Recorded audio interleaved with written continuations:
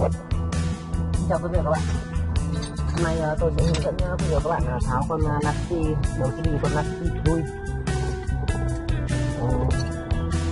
Cái này là điểm của cái này nó dùng ốc 7, dòng xe bánh đi dùng ốc 7, cho nên các bạn sử dụng cái T7 hoặc là cái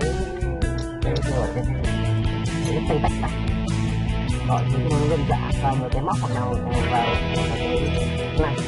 Thì cái bước đầu tiên là các bạn, cái này là xe số phone, thì các bạn tháo cái xe số tự động một chút cho các bạn trình tự tháo không giống hệt như nhau. Để chỉ tôi ở đây tôi đã tháo sẵn để các bạn nhìn được dễ.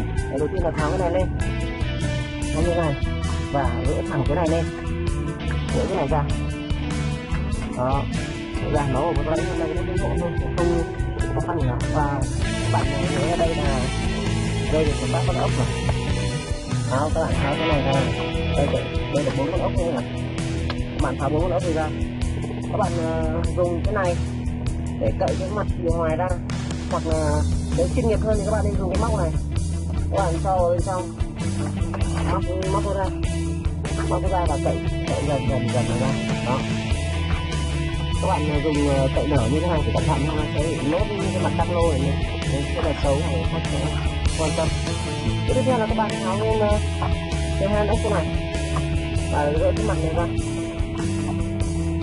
Nó chỗ bên dưới này trước, bên dưới này chỗ này nó phải dùng cái tô vít hoặc một cái sợi nở bẩy nó ra,